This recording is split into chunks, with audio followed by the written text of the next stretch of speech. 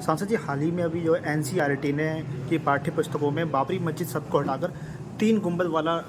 किया गया जा रहा है, उसको लेकर क्या कहेंगे? ये अफसोस की बात है कि जो हमारा इतिहास है कि जो उस टाइप की बात को ला कर करके उसको ख़त्म करने का प्रयास किया जा रहा है, और जो बाबरी मस्जिद का मसला था उस सब को हटाने का कोई मतलब नहीं बनता है। और इसमें जो एनसीईआरटी ने जो किया है, हम कहते हैं कि हर चीज़ की जानकारी होनी चाहिए। बच्चों को भी अगर आप कोई कोर्स लेकर के आ रहे हो तो उसमें पता होना चाहिए कि वो हमारी किस तरह से हमारा वो धार्मिक स्थल वहाँ पर हमारा था और उसको बाद में किस तरह से बदल कर दूसरा धार्मिक स्थल बनाया। अच्छा, एक आपने ट्वीट किया था कि उत्तर प्रदेश के अलीगढ़ में खाना बनाकर लौट रहे मोहम्मद फरीद नाम के व्यक्ति को पीट कर उसकी हत्या की गई है। तो ये मामूली की घटना जो हुई है उसके लेकर क्या कहेंगे? मैं यही कहूँगा कि इससे पिछली वाली सरकार के अंदर भी भारतीय जनता पार्टी सरकार में इस टाइप की घटना है, एक आम बोल चली गई थी, उनका प्रचलन चल रहा था और फिर से सरकार बनने के बाद में ये घटना हुई है। तो इसके लिए सरकार को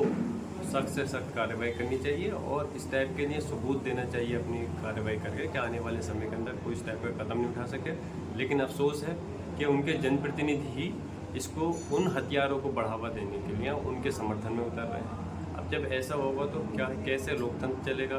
किस तरह से कानून चलेगा? बल्कि मैं चाहता हूँ उनको सपोर्ट करने वालों के ख़िलाफ़ भी जिन लोगों ने हत्या की है उनको जो सपोर्ट कर रहे हैं उनके खिलाफ भी कार्रवाई होनी चाहिए। तभी हमें लगेगा कि इस देश के अंदर इंसाफ हो रहा है। इन भारतीय जनता पार्टी की इस नीतियों की वजह से ही इस समय ये सूरत हाल आज इस कगार पे आकर खड़ी हुई है कि सरकार उसको बेसाखियों पे बनानी पड़ी है और आने वाला समय इससे भी ज़्यादा ख़राब होगा, क्योंकि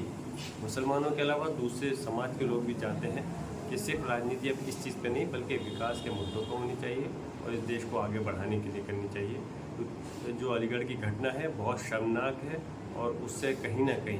पूरे प्रदेश और देश को शर्मसार होना पड़ता है इन सारी घटनाओं से। तो सरकार ये सुनिश्चित करे